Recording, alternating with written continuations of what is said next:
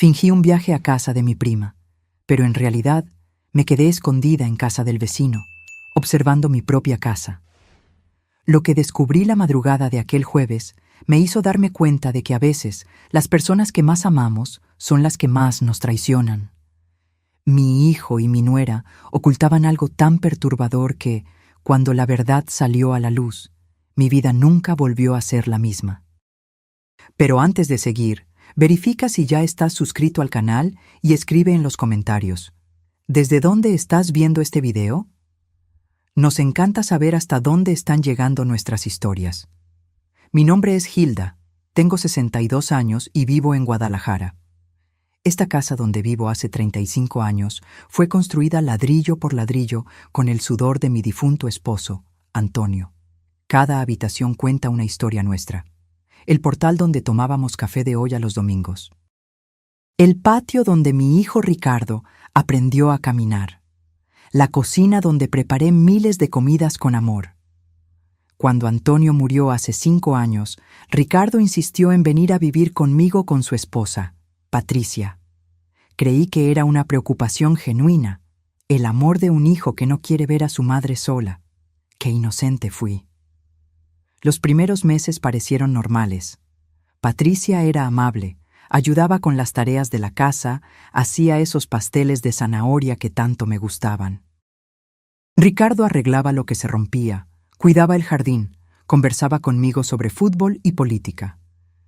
Pero hace unos 3 meses, algo cambió. Comenzó con los susurros. Yo entraba a la sala y ellos dejaban de hablar abruptamente. Ricardo escondía el celular cuando me acercaba. Patricia cambiaba de tema con esa sonrisa forzada que no engañaba a nadie. Preguntaba qué conversaban y siempre recibía la misma respuesta vacía. Nada importante, cosas del trabajo, tonterías. Entonces me di cuenta de que la habitación de invitados, la que está al fondo de la casa, comenzó a estar siempre cerrada con llave. Antes, la puerta quedaba abierta. Yo guardaba allí ropa de cama antigua, cajas con fotos, cosas que ya no usaba. Cuando pregunté por qué cerraban la habitación, Patricia respondió demasiado rápido que había humedad, que estaban protegiendo mis cosas.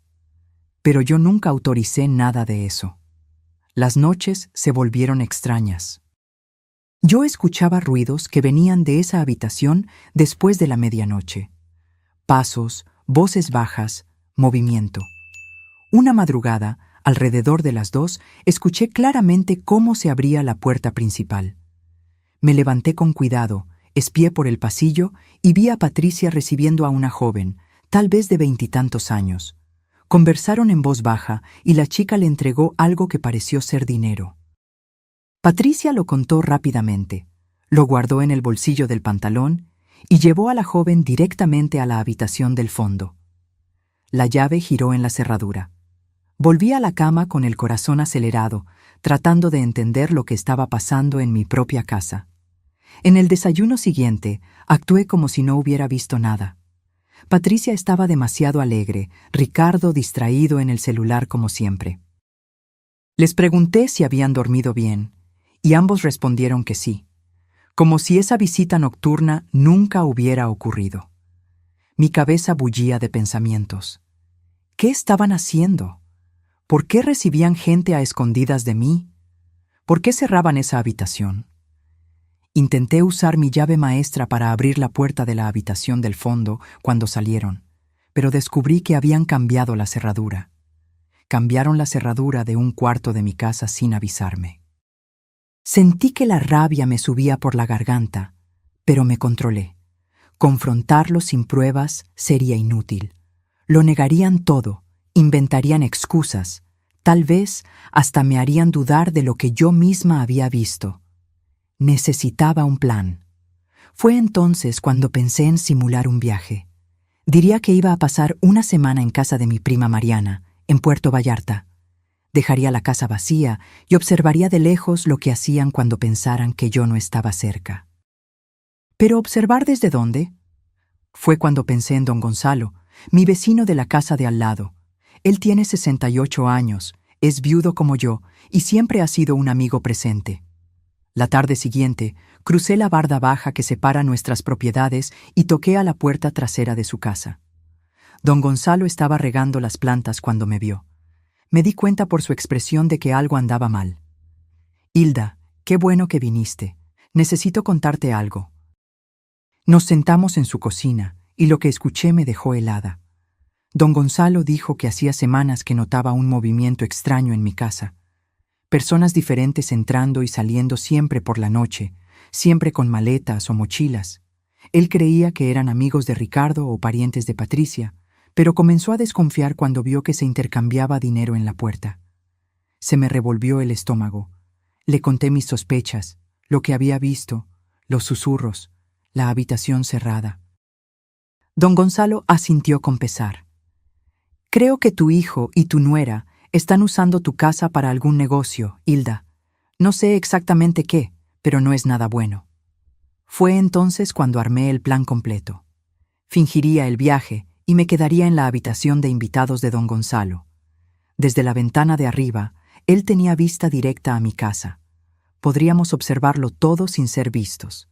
Él aceptó de inmediato, preocupado por mí, ofreciendo ayuda como lo hace un verdadero amigo. Esa misma noche, durante la cena, solté la noticia. «Voy a viajar mañana a Vallarta. Mariana ha estado insistiendo desde hace tiempo y decidí pasar unos días con ella». La reacción fue instantánea. Ricardo levantó los ojos del plato con un brillo extraño. Patricia sonrió de más, demasiado entusiasmada. «¡Qué maravilla, suegra! Le va a hacer bien. Nosotros cuidamos todo aquí». Ricardo estuvo de acuerdo demasiado rápido. «Sí, mamá. Aprovecha, descansa. Aquí todo está bajo control». Aquel alivio mal disimulado en sus rostros lo confirmó todo. Querían que me fuera. Necesitaban que saliera de casa. A la mañana siguiente hice todo el teatro. Arreglé la maleta vieja, puse ropa, productos de baño, todo a la vista de ellos. Llamé a Mariana en voz alta desde la sala para que oyeran. Mi prima estaba al tanto del plan y aceptó participar en la puesta en escena. Ricardo insistió en llevarme hasta el terminal de autobuses. En la terminal me abrazó y me dijo que le llamara cuando llegara. Busqué en sus ojos culpa, remordimiento, cualquier señal de que el niño que crié todavía existía allí. Pero solo vi prisa. Quería verme partir pronto. Entré a la terminal como si fuera a tomar el autobús, pero esperé media hora escondida y salí por otra puerta. Tomé un taxi y le pedí que me dejara 2 cuadras antes de mi calle. Caminé hasta la casa de don Gonzalo por la entrada trasera. Él ya tenía todo preparado. La habitación de invitados con vista a mi casa, binoculares sobre la mesita, silla cómoda junto a la ventana. Ahora solo queda esperar, Hilda. Las primeras horas fueron de una calma engañosa. Patricia salió al mercado por la mañana. Ricardo fue a trabajar como siempre. La casa quedó vacía y silenciosa. Pero cuando llegó la noche, todo cambió. Alrededor de las 7 de la noche, un auto se detuvo frente a mi casa. 2 personas bajaron, un joven y una chica, ambos de unos 25 años. Llevaban mochilas grandes. Patricia abrió la puerta antes de que tocaran el timbre, como si ya los esperara. Hubo una conversación rápida en la puerta. Vi al joven sacar dinero de su cartera y entregárselo a Patricia. Ella contó los billetes con agilidad y los invitó a pasar. Mi corazón se disparó. Acababa de ver a mi nuera recibiendo un pago de desconocidos y dejándolos entrar a mi casa como si fuera un hotel. Don Gonzalo estaba a mi lado, presenciando la misma escena. ¿Estás viendo eso, Hilda? Es exactamente lo que te dije. Están alquilando tu casa. La rabia que sentí fue como un incendio en el pecho. Alquilando cuartos en mi casa, en la casa que construí con mi marido, sin mi conocimiento, sin mi permiso, transformando mi hogar en un negocio clandestino. Quise cruzar la calle en ese momento y confrontarlos frente a esos extraños, pero don Gonzalo me sujetó por el brazo. «Calma, Hilda. Si vas ahora, solo sabrás esto. Pero si esperamos, lo descubrimos todo. ¿Cuánto tiempo llevan haciendo esto? ¿Cuántas personas? ¿Cuánto dinero? Ahí sí podrás actuar con todas las cartas en la mano. Tenía razón. Respiré hondo, tratando de controlar la furia. Me senté de nuevo junto a la ventana, con las manos temblorosas en mi regazo. Durante la hora siguiente, vi luces encenderse en varias habitaciones de mi casa, la sala, la cocina y luego aquella habitación del fondo que mantenían cerrada. Ahora entendía por qué. No había humedad, había huéspedes. Extraños durmiendo en el mismo espacio donde guardé durante años la ropa de mi difunto marido, las fotos de nuestra vida juntos, los recuerdos de 35 años de matrimonio. Las lágrimas comenzaron a correr sin que me diera cuenta. No eran lágrimas de tristeza, eran de traición. ¿Cómo pudo mi propio hijo hacerme esto? ¿Cómo pudo mirarme a los ojos todos los días sabiendo que me estaba utilizando de esa manera? Alrededor de las 9 de la noche, Ricardo llegó del trabajo. Entró a casa normalmente, como si fuera un día más. Media hora después, apareció otra pareja. Más jóvenes aún, parecían estar viajando. Patricia repitió el ritual. Dinero en mano, sonrisa profesional, puerta abriéndose.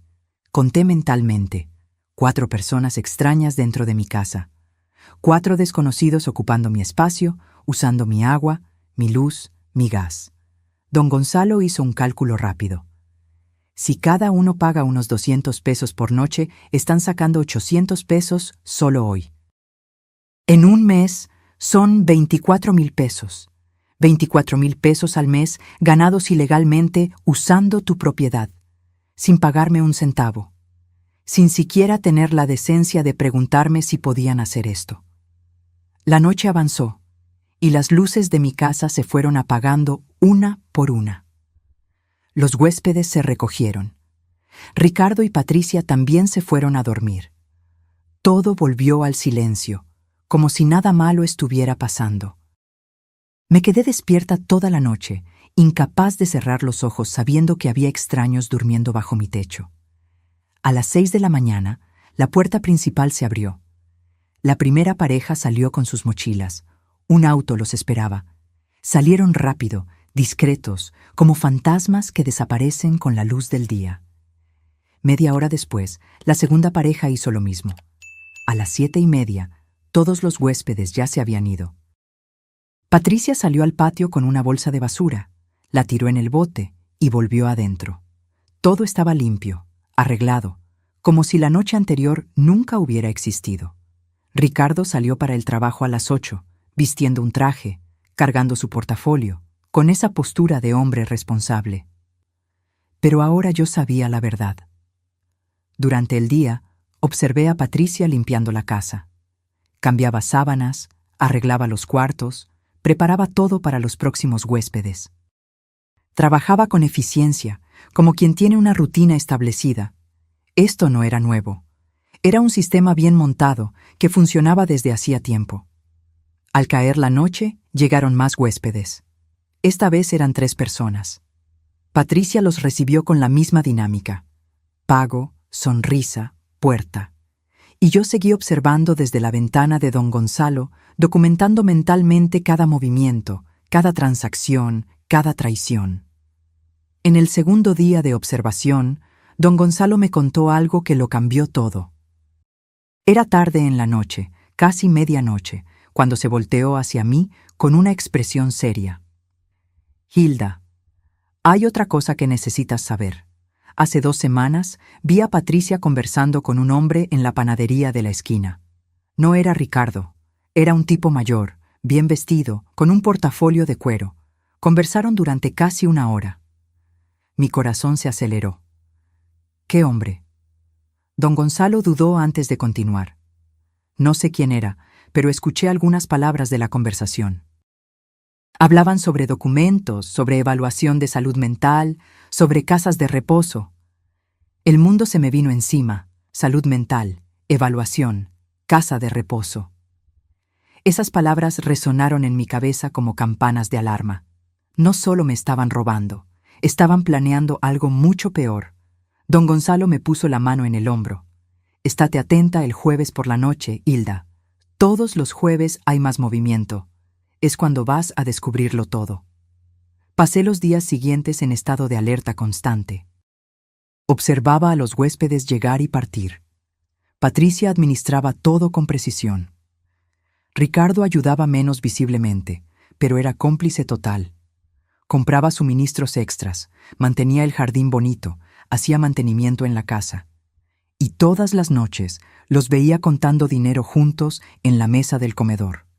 Aquella mesa donde comimos juntos durante años como familia. Llegó el jueves. Desde temprano me di cuenta de que el ambiente era diferente. Patricia limpió la casa entera con más cuidado. Compró flores frescas y las puso en jarrones por la sala. Cambió toallas, verificó cada detalle. Era como si estuviera preparando algo especial. Ricardo llegó del trabajo más temprano de lo normal. A las 6 de la tarde ya estaba en casa ayudando en los preparativos finales. Y entonces el movimiento comenzó. No eran solo 1 o 2 huéspedes como en los otros días. Eran grupos enteros. El primer grupo tenía 5 personas. Después llegaron 3 más. Luego una pareja.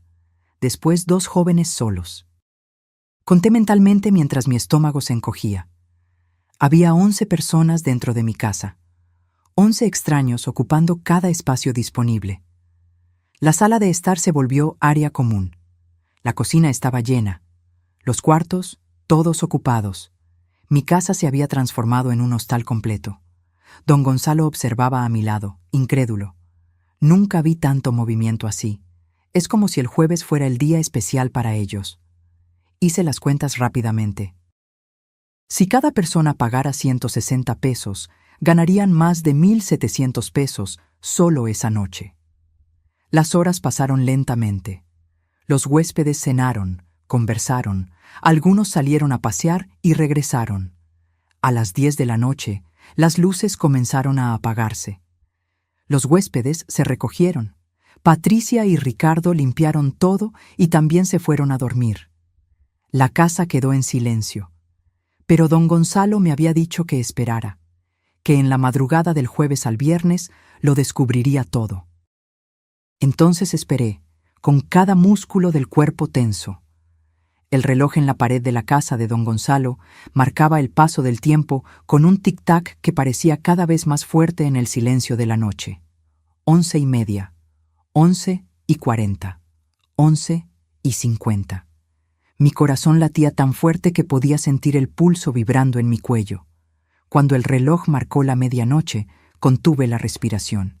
La puerta lateral de mi casa, la que da al patio trasero, se abrió despacio. Una silueta salió. Era Patricia. Pero no estaba sola. Detrás de ella vino un hombre que yo nunca había visto antes. Alto, de unos 50 años, vestido con ropa oscura. Llevaba un portafolio de cuero en la mano. El mismo portafolio que don Gonzalo había descrito. Mi corazón se disparó. ¿Qué estaba pasando? ¿Por qué Patricia se estaba reuniendo con ese hombre en medio de la madrugada? ¿Por qué salían por la puerta trasera como criminales? Caminaron hacia el fondo del patio, donde está el viejo cobertizo que mi marido usaba como taller. Patricia sacó una llave, abrió el candado oxidado y ambos entraron. Una luz tenue se encendió allí dentro. Por la ventanilla sucia del cobertizo, solo podía ver sombras moviéndose. Estaban conversando, gesticulando. Patricia sacó algo de su bolso. Papeles, parecían ser documentos. El hombre los examinó con una pequeña linterna. Luego sacó otros papeles de su portafolio. Un portafolio grueso, lleno de hojas. Patricia tomó los documentos y comenzó a leer, página por página. Asintió varias veces con la cabeza. Parecía que estaban cerrando algún tipo de acuerdo. La reunión duró casi media hora. Finalmente, el hombre guardó todo de vuelta en el portafolio. Patricia apagó la luz del cobertizo. Salieron, pero en lugar de volver a la casa, caminaron hasta el portón trasero. Hay un pequeño portón allí que da al callejón. Patricia lo abrió. El hombre salió por allí y desapareció en la oscuridad. Patricia cerró el portón, puso el candado y regresó a casa por la puerta lateral. Todo sucedió en menos de 40 minutos. Silencioso, secreto, invisible para cualquiera que no estuviera observando atentamente. Desperté a don Gonzalo, que había cabeceado en el sofá. Lo vi todo. Patricia se reunió con un hombre en el cobertizo.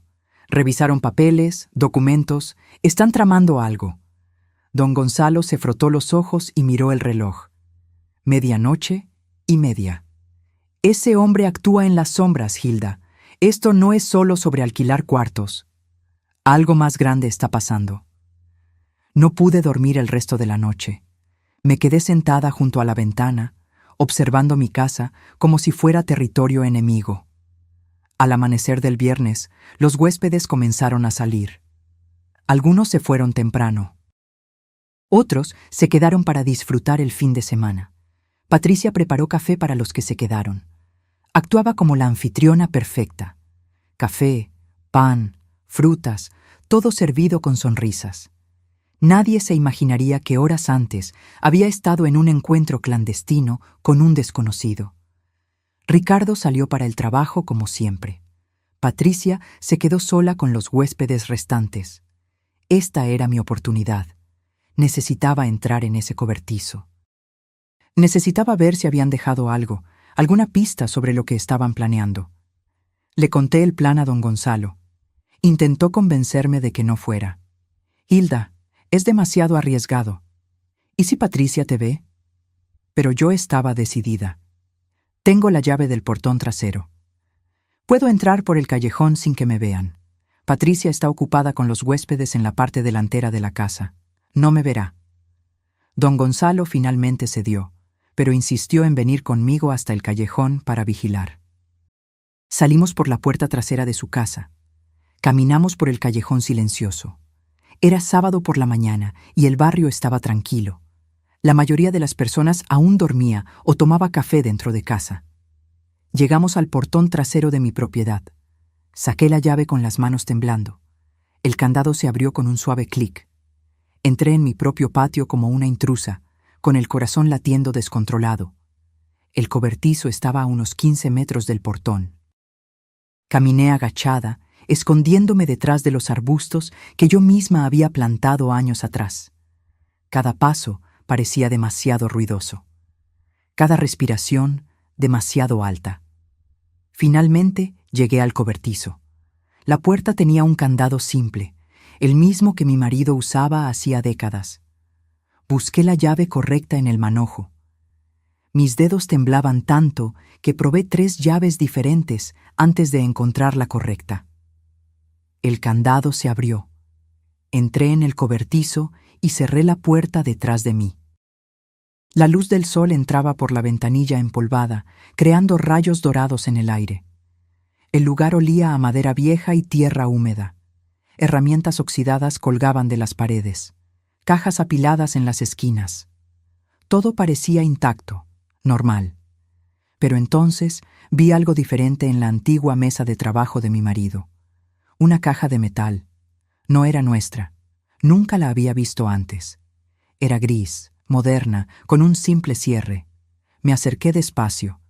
La caja estaba cerrada, pero no bajo llave. Solo un seguro que se abría apretando 2 botones laterales. Lo intenté. Clic. La caja se abrió. Lo que vi dentro me quitó el aire de los pulmones. Había pilas de dinero. Billetes de 200 y 500 pesos. Conté rápidamente. Debía haber al menos 60,000 pesos allí. Todo el dinero que habían ganado con el negocio ilegal durante meses. Pero no era solo eso. Debajo del dinero había documentos. Los tomé con cuidado y comencé a leer. El primero era un contrato de hospedaje.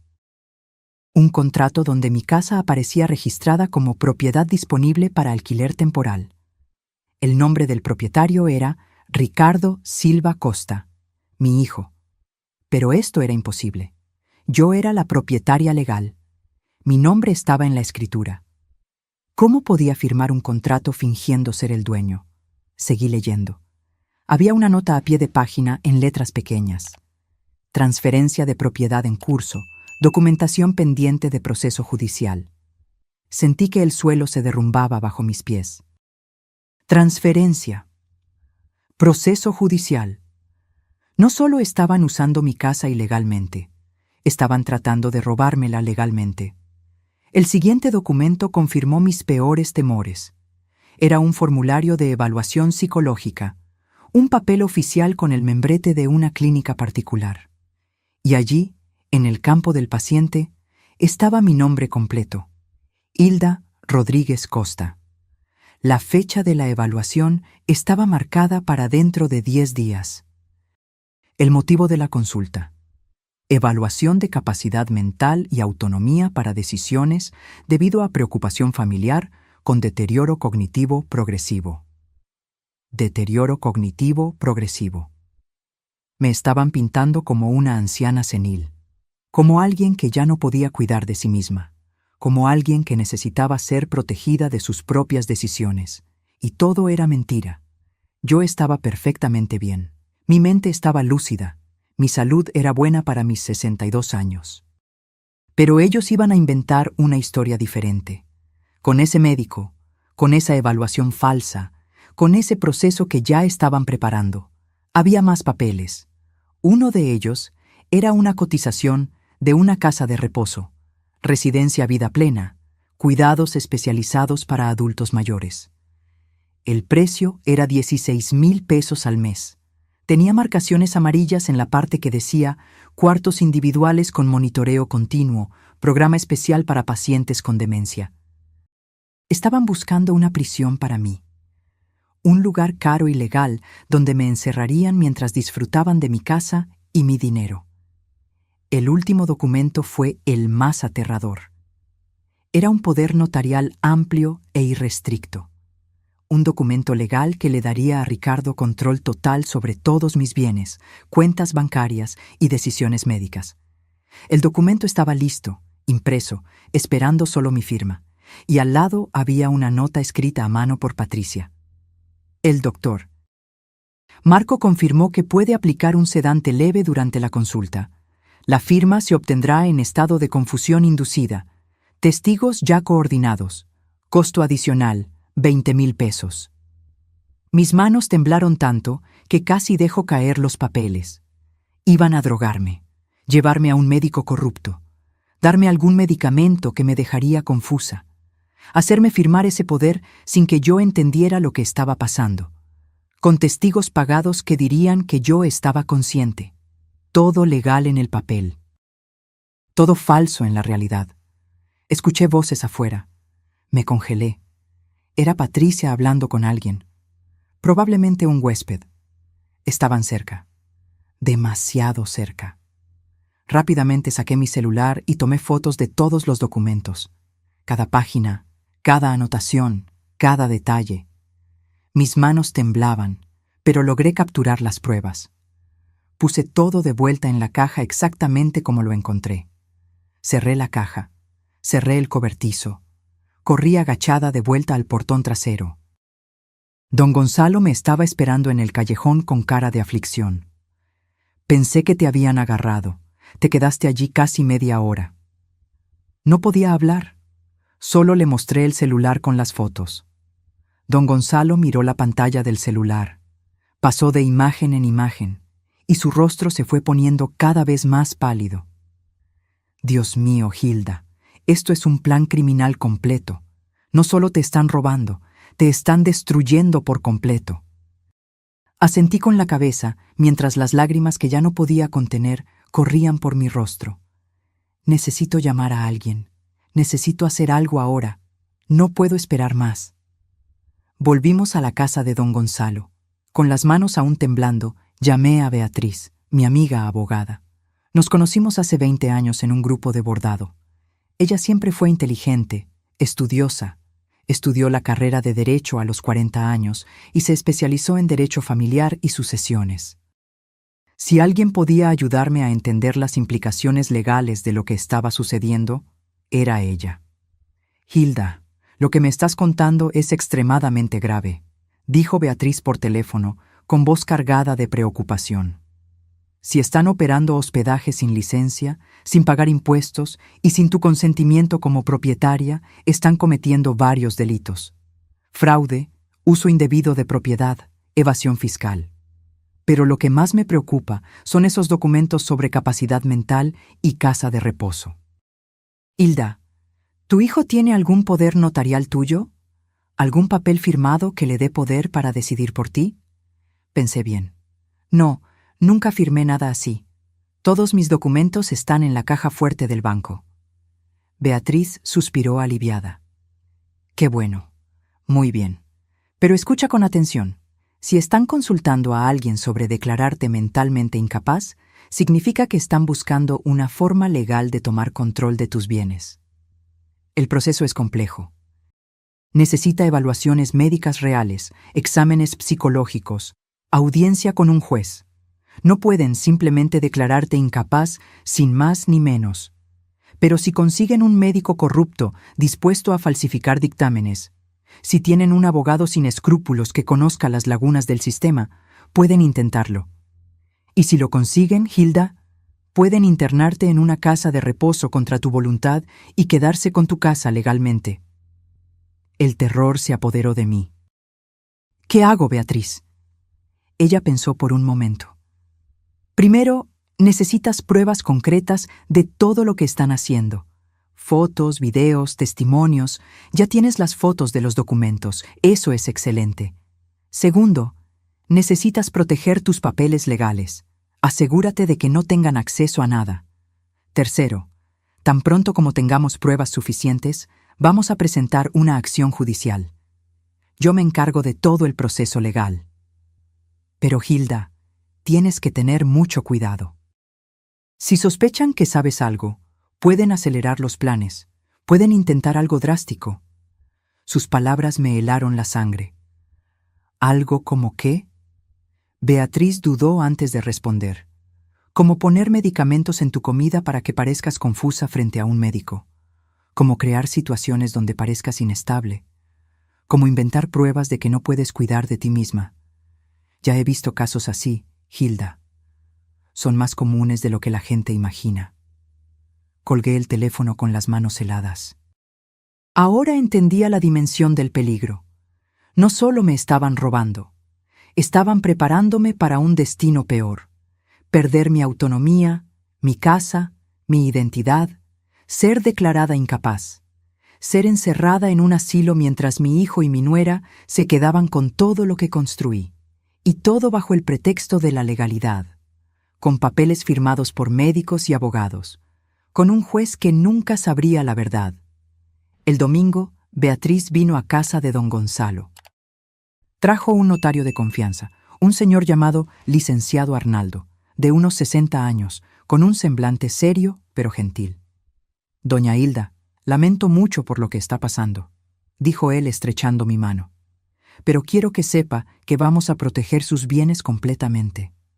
Cuando terminemos hoy, su hijo no podrá tocar ni un cabello de su propiedad sin enfrentar un proceso penal. Durante las siguientes 4 horas, firmé varios documentos. Beatriz explicó cada uno con paciencia. Esta es una revocación de poder. Cancela cualquier poder que pueda existir a nombre de Ricardo, actual o futuro. Este de aquí es una declaración de plena capacidad mental, que será certificada por un psicólogo forense que la evaluará mañana. Este es un nuevo testamento que sustituye cualquier versión anterior, y especifica que Ricardo está excluido como heredero debido a actos fraudulentos, y este último es una solicitud de medida de protección que presentaremos al juez el lunes. Cada firma me hizo sentir más fuerte, más en control. Ya no era la víctima asustada espiando desde la ventana. Ahora era una mujer tomando acciones legales contra aquellos que intentaron destruirme. ¿Y la trampa?, pregunté cuando terminamos. Beatriz sonrió. No era una sonrisa alegre. Era la sonrisa de alguien preparando el jaque mate. La trampa implica que vuelvas a casa, Hilda. Mi corazón se disparó. ¿Volver a casa? ¿Ahora? Beatriz negó con la cabeza. No hoy. Mañana por la noche. Lunes. Volverás como si nada hubiera pasado. Como si realmente hubieras pasado toda la semana viajando. Llegarás cansada, feliz de estar en casa, sin la menor sospecha de lo que descubriste. y durante los próximos días actuarás con total normalidad. Mientras tanto, estaremos trabajando tras bambalinas. Licenciado Arnaldo se inclinó hacia adelante. También contactaremos a la inspección municipal. Un inspector hará una visita sorpresa a tu casa. Si encuentra hospedaje ilegal, puede clausurar el establecimiento en el momento y aplicar multas severas. Pero hay más, continuó Beatriz. Estoy investigando a ese doctor Marco mencionado en las notas. Tiene un historial problemático. Ya fue investigado 2 veces por el Consejo de Medicina por prácticas antiéticas. Con tu denuncia y las pruebas fotográficas, podemos abrir una investigación formal contra él también. Si descubren que estaba dispuesto a drogar pacientes para conseguir firmas fraudulentas, pierde su registro y responde penalmente. La magnitud del plan comenzó a tomar forma en mi cabeza. No era solo detener a Ricardo y Patricia, era desmantelar toda la red que habían construido. El médico corrupto, los testigos falsos, el negocio de hospedaje ilegal. Todo. ¿Cuánto tiempo llevará esto?, pregunté. Beatriz miró al licenciado Arnaldo antes de responder.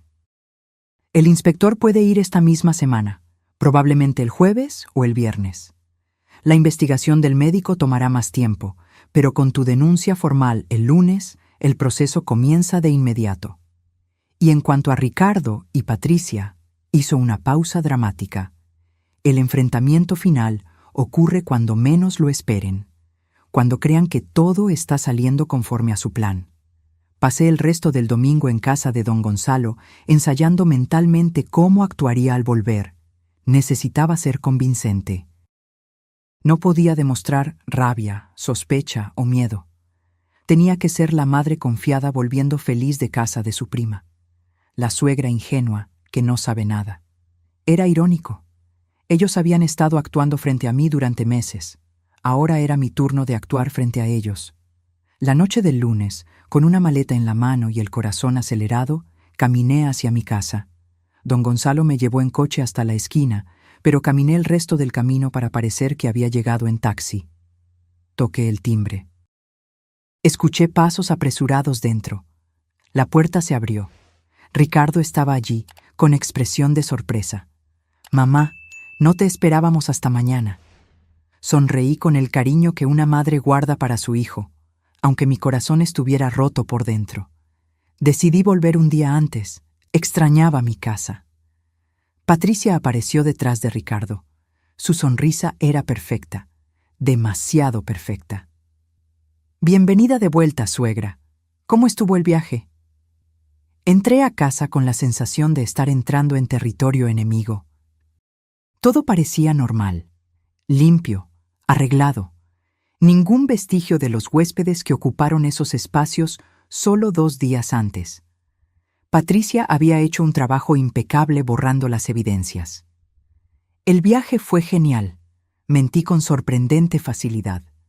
Mariana me consintió mucho, pero sabes cómo es. No hay lugar como nuestra propia casa.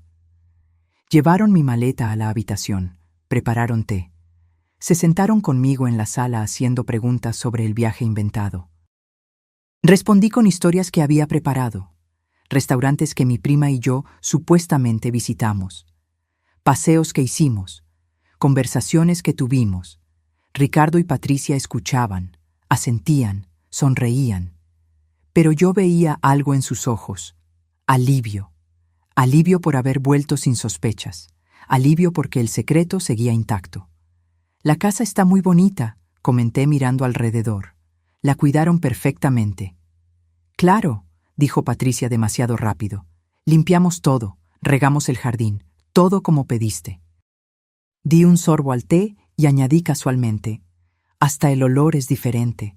Parece de producto de limpieza nuevo». Vi un breve destello de pánico en los ojos de Patricia.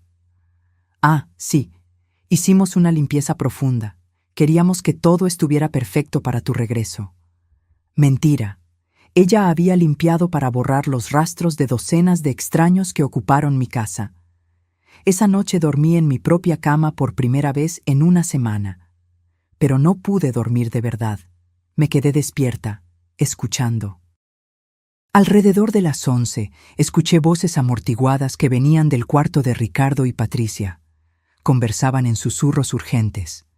Me levanté en silencio y caminé descalza hasta su puerta. Pegué el oído a la rendija. ¿Crees que sospeche algo? Era la voz de Ricardo, tensa. No, no sospecha nada, respondió Patricia confiada. Es la misma de siempre, ingenua, confiada. El plan continúa. ¿Y el doctor Marco? Preguntó Ricardo. Ya está todo arreglado, confirmó Patricia. La consulta es el próximo viernes. Pondremos el sedante en su comida en el desayuno. Diremos que la llevamos a un chequeo de rutina. Cuando se dé cuenta de lo que firmó, ya será demasiado tarde. El poder notarial estará registrado y tendremos control total. Hubo un silencio. Entonces Ricardo habló con una voz que apenas reconocí como la de mi hijo. ¿Y después? Después, respondió Patricia fríamente. Después la internamos. Ya tenemos el lugar. La residencia Vida Plena acepta pacientes con deterioro cognitivo. La visitamos una vez al mes para mantener las apariencias. Y mientras tanto, esta casa será completamente nuestra. Completamente nuestra. Esas palabras me perforaron como cuchillos. Volví a mi cuarto en silencio, con lágrimas corriendo por mi rostro. Pero no eran lágrimas de derrota. Eran lágrimas de rabia pura y determinación de acero. Habían sellado su destino. Acababa de escuchar la confesión completa.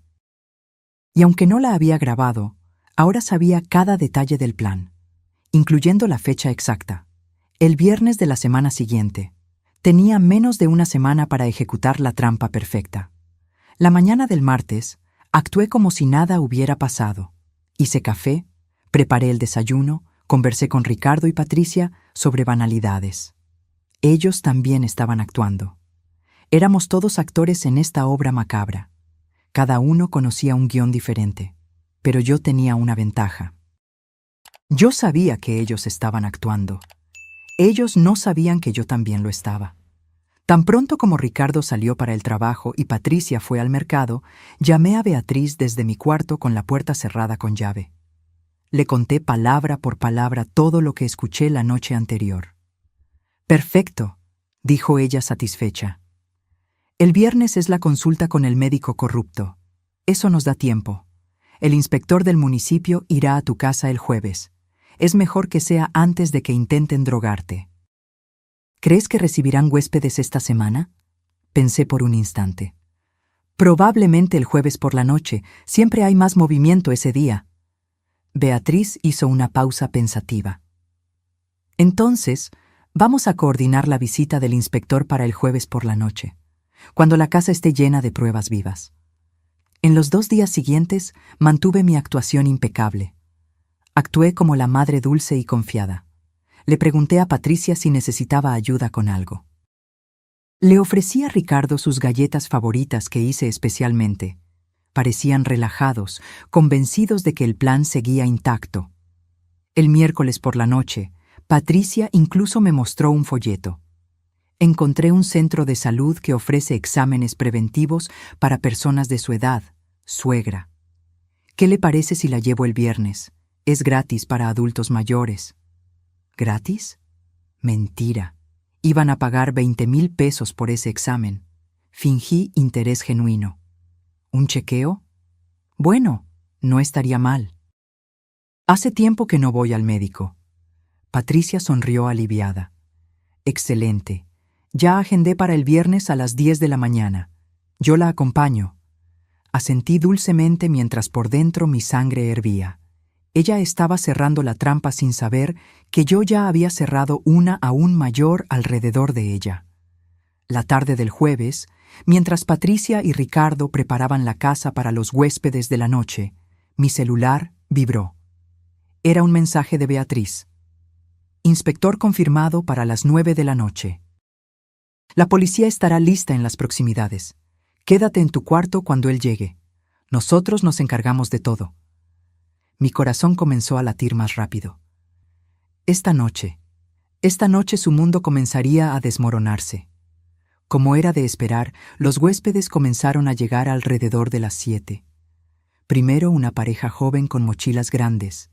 Luego 3 jóvenes que parecían estar viajando juntos. Enseguida una mujer sola con una maleta pequeña. A las 8:30 había 8 extraños ocupando mi casa. Patricia hacía su papel de anfitriona ejemplar. Ricardo ayudaba con las maletas, mostraba los cuartos, sonreía profesionalmente. Yo estaba en mi cuarto, supuestamente leyendo, pero en realidad estaba esperando, mirando el reloj. Cada minuto parecía una hora. 8:40, 8:50, 5 para las 9. Y entonces escuché el sonido que esperaba. El timbre, firme, autoritario. No era el timbre de un huésped esperado. Era el timbre de alguien con autoridad. Escuché pasos apresurados, la voz de Ricardo preguntando quién era, y entonces una voz masculina fuerte del lado de afuera. «Inspector del municipio, abra la puerta, por favor». Silencio. Un silencio pesado, denso. Y luego el sonido de la puerta abriéndose despacio. «Inspector, ¿hay algún problema?» Era la voz de Ricardo tratando de sonar tranquilo, pero sin conseguirlo. «Recibimos una denuncia anónima sobre hospedaje ilegal en este domicilio. Necesito inspeccionar la propiedad». «Debe haber un error», escuché la voz de Patricia más aguda de lo normal. «Esta es una residencia particular. No tenemos ningún negocio». «Entonces no le importará que verifique», respondió el inspector con tono profesional pero inflexible. «Tengo una orden de inspección firmada por el juez municipal. Si no me permiten entrar voluntariamente, vuelvo con la policía y una orden de cateo». Hubo otro silencio. Luego Ricardo cedió. «Claro, inspector». «Adelante». Espié por una rendija de la puerta. Pude ver parte de la sala. El inspector era un hombre de unos 45 años, vistiendo una camisa oficial del municipio, con un portapapeles en la mano. Detrás de él venía otro hombre más joven, probablemente un asistente, con una cámara. Comenzaron a recorrer la casa. El inspector hacía preguntas. «¿Cuántas personas viven aquí permanentemente?» Ricardo respondió con voz temblorosa. 3. Mi madre, mi esposa y yo». El inspector miró alrededor de la sala. Allí estaban los 8 huéspedes, algunos sentados en el sofá, otros de pie, todos con expresiones confusas. «¿Y estas personas son?» Patricia intentó improvisar. «Son amigos de visita». El inspector caminó hasta uno de los huéspedes, un joven de unos 30 años. «¿Usted es amigo de la familia?» El joven, honesto o tal vez nervioso, respondió: «No, señor. Reservé un cuarto por internet. Pagué 200 pesos la noche». El rostro de Ricardo se puso pálido. Patricia intentó intervenir.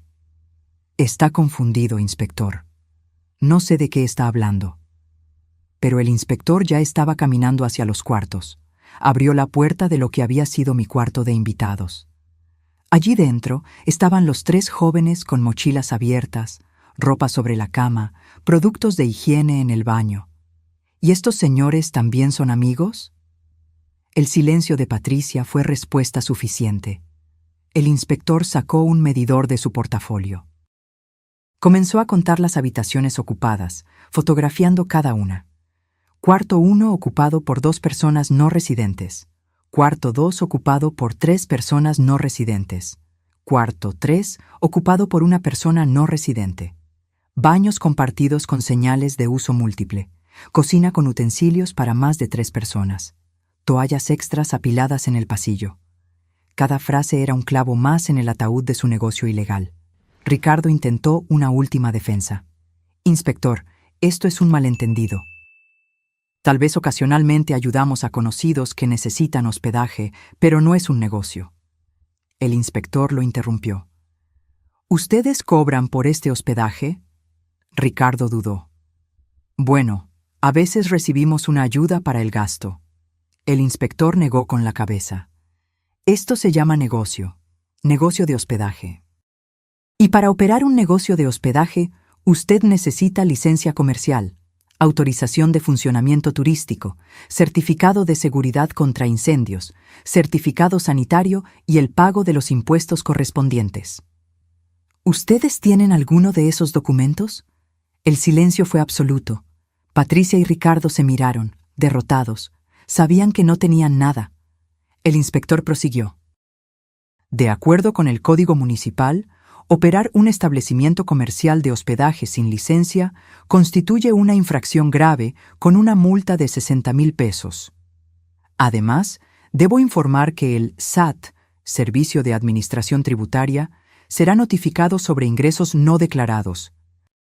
Y como este inmueble está registrado a nombre de, miró los documentos, Hilda Rodríguez Costa, quien según los registros no autorizó ninguna actividad comercial, esto también puede constituir un uso fraudulento de propiedad ajena. Sentí que era el momento. Abrí la puerta de mi cuarto y salí. Todas las miradas se dirigieron a mí. Los huéspedes confusos. El inspector con expresión profesional. Ricardo y Patricia con rostros de puro terror. Buenas noches, dije con voz tranquila. Soy Hilda Costa, propietaria de este inmueble. El inspector asintió respetuosamente.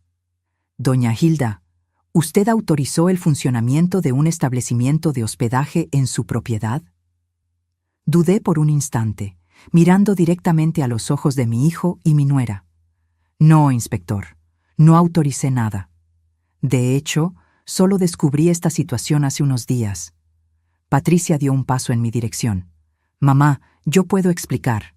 Levanté la mano interrumpiendo. No quiero explicaciones, Patricia. No ahora. Me giré hacia el inspector. ¿Qué sucede ahora? Él cerró el portapapeles. Los huéspedes actuales tendrán que desalojar la propiedad de inmediato. Les daremos 30 minutos para recoger sus pertenencias. Su hijo y su nuera recibirán una notificación oficial de la multa y tendrán que comparecer ante el juez municipal la próxima semana. También activé a la policía. Hay 2 policías afuera en caso de que se necesite refuerzo para el desalojo. Los siguientes 30 minutos fueron caóticos. Los huéspedes recogieron sus pertenencias a toda prisa, algunos exigiendo el reembolso a Patricia. Ella había guardado el dinero en su bolso y tuvo que devolverlo bajo la atenta mirada del inspector. Ricardo quedó paralizado, incapaz de hablar, viendo cómo su negocio ilegal se desmoronaba en minutos. Cuando el último huésped salió, el inspector me entregó una copia del informe oficial. Doña Hilda, le recomiendo que consulte a un abogado. Usted tiene derecho a demandar por daños. Ya tengo abogada, inspector. Gracias por su trabajo esta noche. Cuando el inspector y el asistente salieron, la casa se sumió en un silencio sepulcral. Los 3 nos quedamos en la sala. Yo estaba de pie junto a la ventana. Ricardo sentado en el sofá con la cabeza entre las manos. Patricia cerca de la puerta, de brazos cruzados, con expresión de animal acorralado. Fue ella quien habló primero. La voz ya no era dulce ni calculadora, era desesperada. Mamá, sé que esto parece malo, pero teníamos nuestros motivos. Las cuentas de la casa son altas. Tenemos deudas. Me giré hacia ella despacio. ¿Motivos? ¿Deudas? ¿Y eso justificaba transformar mi casa en un negocio ilegal sin mi consentimiento? Patricia dio un paso en mi dirección. Íbamos a contarte eventualmente. Solo queríamos juntar dinero primero, para tener algo de dinero antes de... ¿Antes de qué? Interrumpí con voz cortante. Antes de drogarme y hacerme firmar un poder notarial fraudulento. El silencio que siguió fue ensordecedor. Patricia palideció. Ricardo levantó la cabeza abruptamente, con los ojos muy abiertos por la conmoción. ¿Cómo? Ricardo comenzó a decir, pero la voz le falló. ¿Cómo lo sé? Completé la pregunta por él. Porque nunca estuve viajando, Ricardo. Estaba aquí, observando, descubriendo cada detalle de su plan vil y calculado. Caminé hasta el centro de la sala, mirándolos a los 2 con una intensidad que los hizo retroceder. Sé sobre el esquema de hospedaje ilegal. Sé sobre el dinero escondido en el cobertizo. Sé sobre el doctor Marco. Sé sobre la consulta del viernes donde planeaban sedarme. Sé sobre el poder notarial que querían hacerme firmar, y sé sobre la residencia vida plena donde planeaban internarme. Patricia negó con la cabeza frenéticamente. No, no, no es lo que usted piensa. Sí, hablamos con el médico, pero era solo por precaución, porque estábamos preocupados por su salud. Dejen de mentir, grité y mi voz resonó por las paredes de mi propia casa. Encontré los documentos, Patricia. Vi con mis propios ojos. Leí las notas escritas de su puño y letra. Sedante leve durante consulta. La firma se obtendrá en estado de confusión inducida. Esas fueron sus palabras exactas. El rostro de Patricia perdió todo color. Sus labios temblaron, pero no salió ningún sonido. Me giré hacia mi hijo. ¿Y tú, Ricardo? ¿Tú, a quien crié?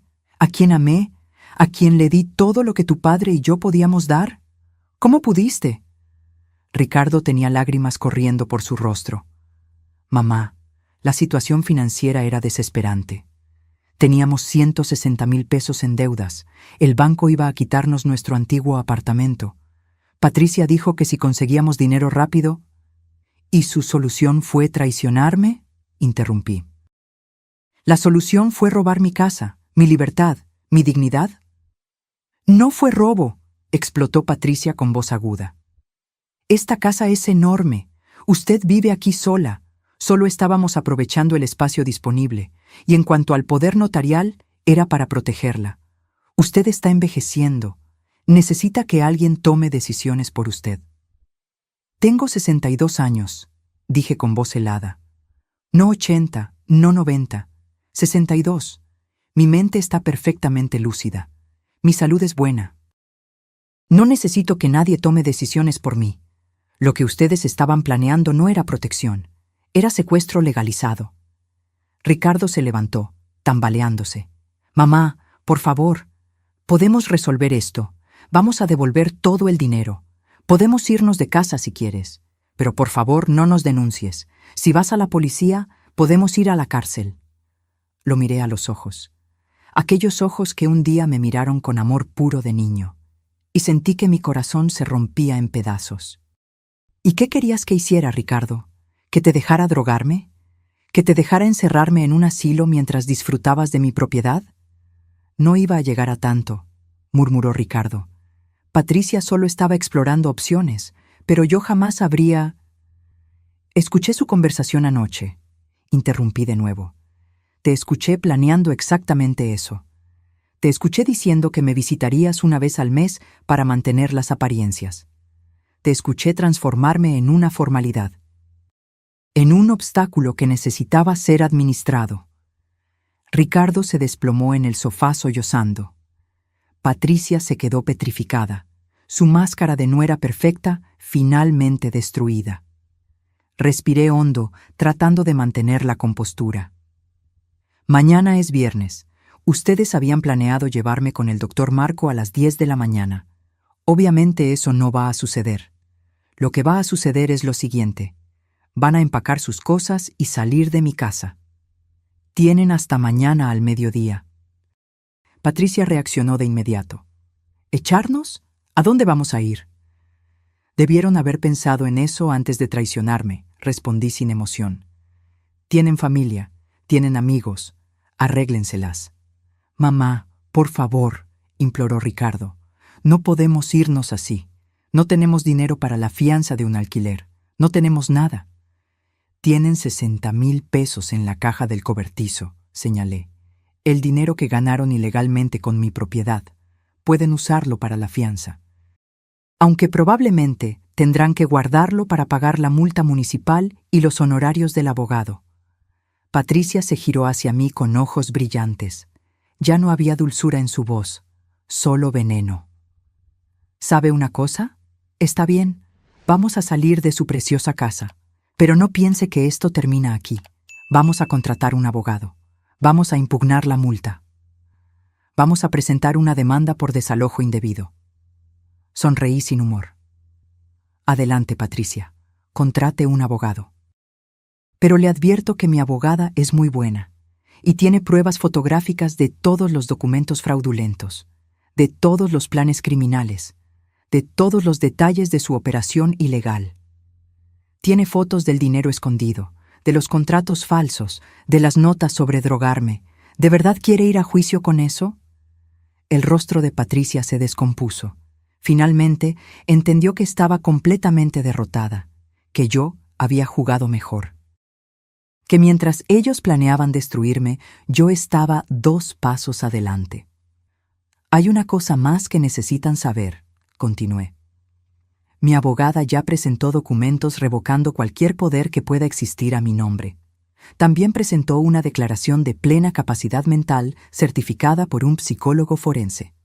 Y presentó un nuevo testamento donde Ricardo está específicamente excluido como heredero debido a actos fraudulentos. Ricardo levantó la cabeza abruptamente. ¿Me desheredaste? La voz era una mezcla de conmoción y dolor. ¿Qué esperabas?, respondí con voz cansada. ¿Que te recompensara por intentar destruirme? El resto de la noche fue tenso y silencioso. Ricardo y Patricia se encerraron en su cuarto. Yo me quedé sentada en la sala, exhausta pero aliviada. Alrededor de la medianoche, escuché ruido de maletas siendo arrastradas. Estaban empacando. La realidad finalmente había calado. A la mañana siguiente, viernes, me desperté temprano. Preparé café solo para mí. Me senté junto a la ventana, observando el amanecer sobre el jardín que mi marido y yo habíamos cuidado juntos. A las 9 de la mañana, Ricardo y Patricia bajaron con 4 maletas grandes. No me miraron. Pusieron todo en el coche en silencio. Ricardo regresó una última vez. Dejó las llaves de la casa en la mesa de la entrada. Por un instante pensé que iba a decir algo. Tal vez una disculpa, tal vez un último ruego. Pero solo me miró con ojos vacíos y se fue. Escuché el motor del coche encenderse. Escuché los neumáticos en el asfalto, el coche alejándose, y entonces, silencio. Mi casa estaba vacía. Yo estaba sola. Me quedé sentada en la sala por un largo tiempo después de que se fueron. La casa se sentía diferente, más grande, más silenciosa, pero también más mía que nunca. Recorrí cada habitación despacio, recuperando cada espacio que había sido violado por extraños. Abrí las ventanas para dejar entrar aire fresco. Quité las sábanas de todas las camas que habían sido usadas por los huéspedes. Iba a lavarlas, pero sinceramente consideré quemarlas. Algunas memorias no merecen ser preservadas. Alrededor del mediodía, don Gonzalo tocó a la puerta. Trajo una lasaña caliente que había preparado. Pensé que tal vez hoy no tendrías ganas de cocinar, dijo con esa gentileza que solo los amigos verdaderos tienen. Nos sentamos a comer juntos en mi cocina. Le conté todo lo que había pasado la noche anterior. La llegada del inspector, el enfrentamiento, la expulsión de Ricardo y Patricia. Don Gonzalo escuchó en silencio, asintiendo ocasionalmente con la cabeza. Cuando terminé, puso su mano arrugada sobre la mía. Hiciste lo correcto, Hilda. Lo doloroso, pero lo correcto. Entonces, ¿por qué duele tanto?, pregunté con voz quebrada. Porque era tu hijo, respondió don Gonzalo con la sabiduría de sus 68 años. Porque el amor de madre no desaparece simplemente porque el hijo traiciona. Duele justamente porque amaste. Si no amaras, no dolería. Él tenía razón. Esa noche lloré. Lloré por el hijo que creí tener y que tal vez nunca existió de verdad. Lloré por la familia que pensé haber construido. Lloré por la traición, por la avaricia que corrompió mi propia sangre. Pero también lloré de alivio, porque había sobrevivido, porque había vencido, porque todavía era dueña de mi vida, de mi mente y de mi casa. El lunes siguiente, Beatriz me llamó con noticias. Hilda, la denuncia contra el doctor Marco fue aceptada. El Consejo de Medicina inició una investigación formal. También me comuniqué con el Ministerio Público con todas las pruebas de conspiración para cometer fraude. Están considerando presentar una denuncia penal contra Patricia y Ricardo. Sentí un nudo en el estómago. Denuncia penal. Cárcel. Beatriz hizo una pausa. Es posible. Fraude planeado. Conspiración para privar a un adulto mayor de su libertad. Falsificación de documentos. Las acusaciones son graves. Pero Hilda, la última palabra es tuya. Si no quieres seguir con el proceso penal, podemos limitarnos al proceso civil. Pensé mucho en ello. Una parte de mí quería que pagaran integralmente por lo que intentaron hacerme. Pero otra parte, la que aún era madre, no soportaba la idea de mi hijo en prisión. Beatriz, sigue con todo lo relacionado con el doctor Marco. Ese hombre merece perder su registro. Pero en cuanto a Ricardo y Patricia, necesito tiempo para pensar. Beatriz entendió. Tienes un mes antes de que expire el plazo para presentar la denuncia penal. Piénsalo con calma. 2 semanas después recibí una carta. Era de Ricardo. El sobre estaba arrugado, como si hubiera sido escrito y reescrito varias veces. Con manos temblorosas la abrí. La letra era la de mi hijo, pero las palabras eran de un hombre destruido. Mamá, sé que no merezco tu perdón. Sé que lo que hice fue imperdonable. No tengo excusas. La avaricia me cegó. Patricia me convenció de que era la única solución para nuestros problemas. Pero fui débil. Dejé que sucediera. Participé. Y ahora vivo todos los días con el peso de saber que traicioné a la persona que más me amó en este mundo. La carta continuaba. Terminamos, Patricia y yo. No pude seguir con alguien capaz de planear algo tan vil. Me mudé solo a un apartamento pequeño. Perdí mi empleo cuando el escándalo salió a la luz. Ahora estoy trabajando como ayudante de albañil, pagando las deudas poco a poco. No estoy escribiendo para pedir perdón. No lo merezco. Solo quería que supieras que lo siento mucho. Si pudiera volver en el tiempo, lo cambiaría todo.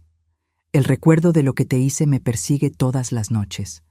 La carta terminaba simplemente: te amé, te amo, y me arrepiento de haberte perdido. Tu hijo que ya no merece ser llamado así, Ricardo. Lloré al leer esas palabras. Una parte de mí quería romper la carta y olvidarlo todo. Pero otra parte, esa parte materna que don Gonzalo había mencionado, sentía el dolor de mi hijo. Eso no justificaba sus acciones. Nunca lo justificaría. Pero era un dolor real, un arrepentimiento real. O al menos yo quería creer que lo era. Guardé la carta en un cajón. No estaba lista para responder. Tal vez nunca lo estaría. Pero tampoco podía tirarla. Un mes después tuve que tomar la decisión sobre las acusaciones penales. Me senté con Beatriz en su oficina. Si sigo con las acusaciones, ¿qué sucede? Ella fue honesta conmigo. Probablemente de 3 a 5 años de prisión para ambos. Patricia recibiría más tiempo por ser la principal ideóloga. Ricardo tal vez menos si coopera. Tendrían antecedentes penales permanentes, dificultad para encontrar empleo en el futuro. Básicamente, sus vidas quedarían marcadas para siempre. Respiré hondo. ¿Y si no sigo? Beatriz se inclinó hacia adelante. La multa municipal sigue vigente. Tendrán que pagarla.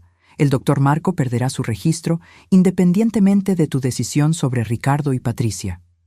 Y civilmente, ya están legalmente impedidos de acercarse a ti o a tu propiedad. Cerré los ojos. Pensé en mi marido, en lo que él habría querido. Pensé en el niño que Ricardo fue antes de que la avaricia lo corrompiera. Pensé en el tipo de persona que yo quería ser al final de mi vida. No voy a presentar la denuncia penal, dije finalmente. Beatriz asintió sin juzgar. ¿Estás segura? No, admití. Pero es algo con lo que puedo vivir. Ellos tendrán que vivir con lo que hicieron. Eso ya es suficiente castigo. Beatriz sonrió levemente. Eres más generosa de lo que merecen, Hilda. 6 meses pasaron desde aquella noche en que el inspector tocó a mi puerta. La casa es realmente mía de nuevo. Contraté una empresa de limpieza profesional que eliminó todos los vestigios de los huéspedes. Pinté las paredes con colores nuevos. Doné los muebles que habían sido usados por extraños y compré piezas nuevas. Transformé la habitación del fondo en un taller de costura.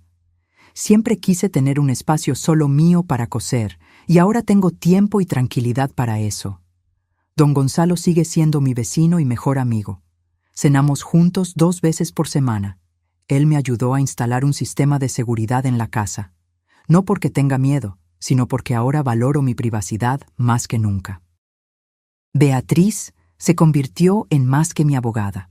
Es mi confidente, mi protectora legal, mi amiga. Me aseguré de actualizar mi testamento, dejando algo para ella por todo lo que hizo.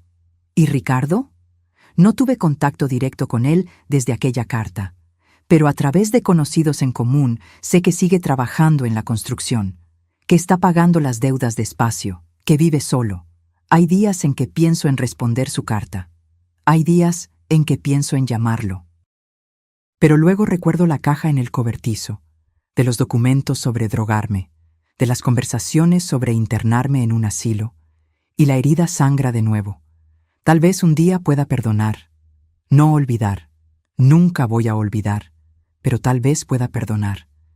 Mi terapeuta dice que el perdón no es para la persona que te hirió, es para ti misma, para liberarte del peso del odio. Estoy trabajando en eso, despacio, dolorosamente, pero estoy trabajando. Una tarde, mientras cosía en mi nuevo taller, don Gonzalo vino a visitarme. Se quedó mirando el vestido que estaba haciendo, un vestido azul claro con flores bordadas. «Es hermoso», comentó. «Gracias», respondí. «Es mi forma de sanar.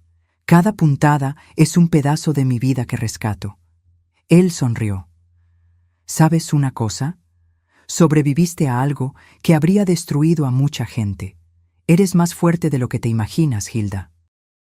Aquella noche, mientras me preparaba para dormir en mi casa silenciosa pero segura, pensé en todo lo que había sucedido.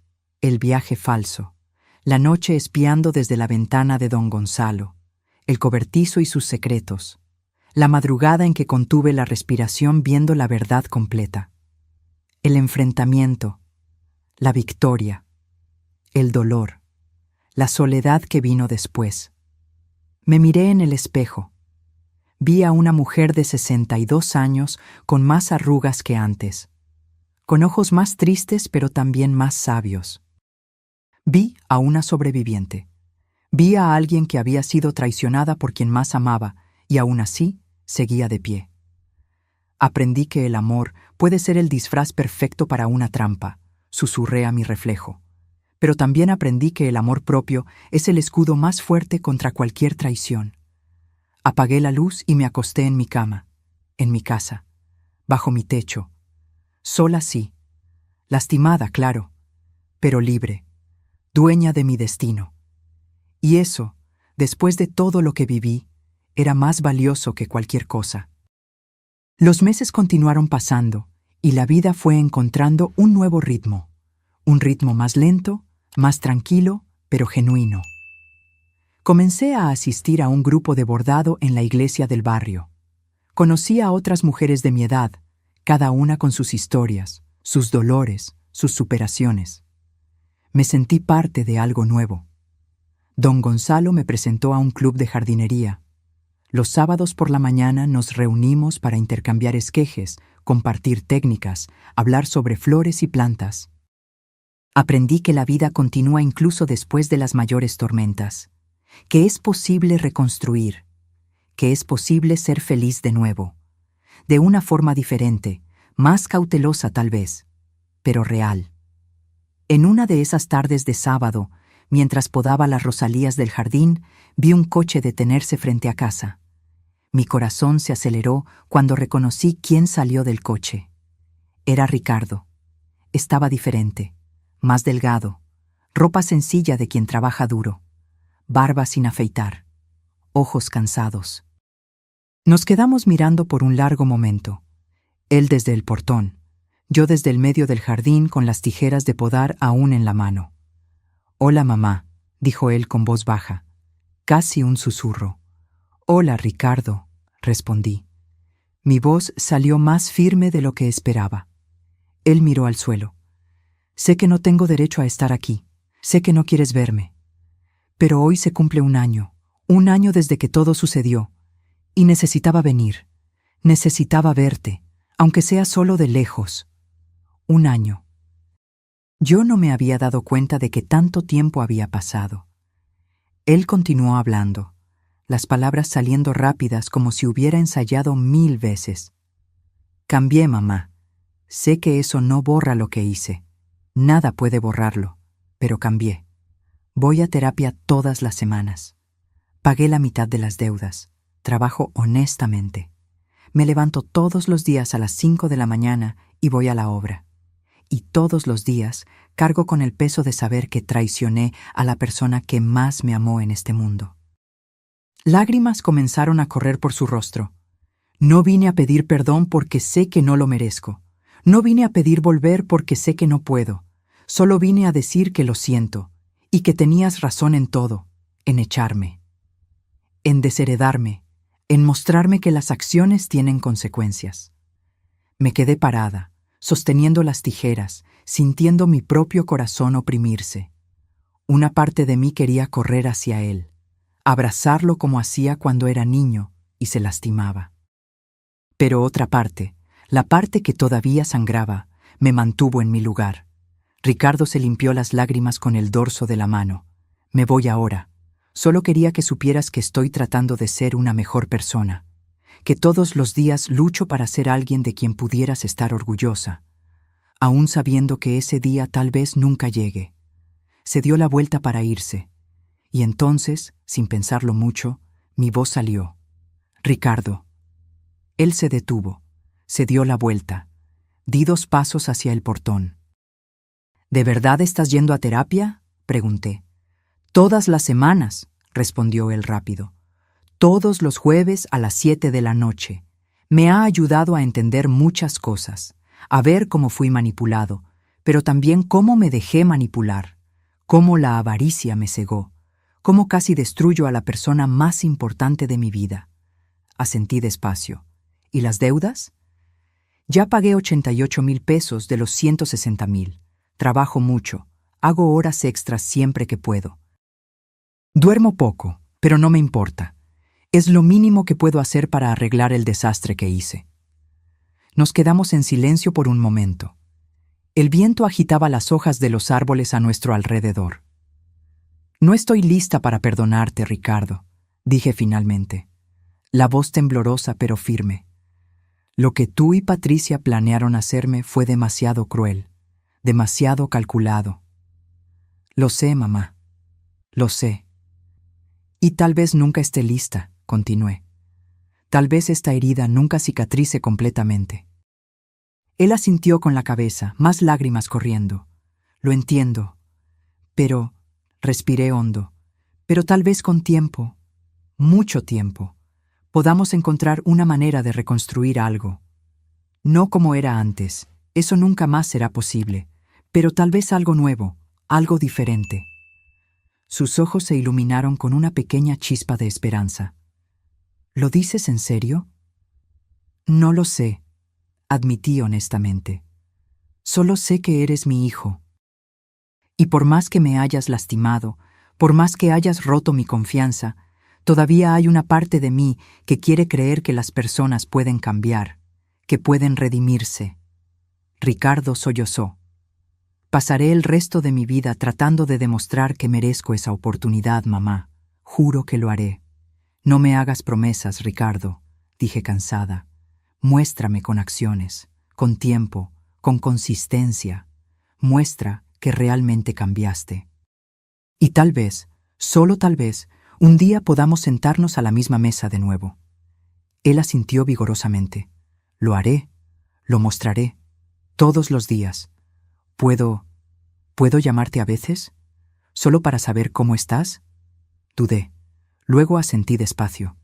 Una vez al mes. No más que eso. Estoy reconstruyendo mi vida, Ricardo. Necesito espacio. Necesito tiempo para sanar. Una vez al mes está perfecto, dijo él con voz llena de gratitud. Gracias, mamá. Gracias por no cerrar la puerta por completo. Volvió al coche. Antes de entrar se giró una vez más. Te amo, mamá. Siempre te amé. incluso cuando estaba haciendo esas cosas horribles. Sé que eso no justifica nada, pero es la verdad. No respondí. Solo observé cómo entraba al coche y se iba. Cuando el coche desapareció en la esquina, mis piernas flaquearon. Me senté en una banca del jardín y lloré. Lloré todo lo que había contenido durante esa conversación. Don Gonzalo apareció unos minutos después. Había visto todo desde su ventana, pero había respetado mi privacidad. Se sentó a mi lado en silencio. «Hiciste bien», dijo él finalmente. «No cerraste la puerta, pero tampoco la abriste por completo. Dejaste una rendija, y así es como funciona la sanación. Poco a poco, con cautela». «¿Tienes razón?», pregunté. «No lo sé, Hilda», respondió honestamente. «Solo el tiempo lo dirá, pero hiciste lo correcto al darle la oportunidad de mostrarlo. Y hiciste lo correcto al dejar claro que las palabras no bastan, que necesitas ver un cambio real». En los días siguientes pensé mucho en ese encuentro, sobre las palabras de Ricardo, sobre la posibilidad de que un día pudiéramos reconstruir algún tipo de relación. No sería como antes. La confianza rota nunca se reconstruye igual. Siempre queda una grieta. Pero tal vez podría transformarse en algo nuevo, algo construido no en la ingenuidad, sino en la conciencia, en la claridad de los límites. En el respeto mutuo ganado con esfuerzo, Beatriz me dijo que hice bien en no cerrar todas las puertas, que el perdón es un proceso, no un evento, que puede llevar años, o puede que nunca suceda completamente, y que está bien, que yo tenía derecho a sanar a mi propio ritmo. Hoy, mientras escribo esta historia sentada en mi taller de costura, rodeada de telas de colores e hilos, miro por la ventana hacia mi jardín. Las rosalías que podé aquel sábado están floreciendo hermosas, rojas, amarillas, rosadas, símbolos de renovación, de cosas que parecían muertas, pero que vuelven a la vida con cuidado y tiempo. Aprendí tantas lecciones en estos últimos meses. Aprendí que la confianza es frágil y preciosa, que debemos protegerla, especialmente de las personas más cercanas, porque son ellas quienes pueden causar las peores heridas. Aprendí que la intuición no miente, que cuando algo se siente mal, probablemente está mal.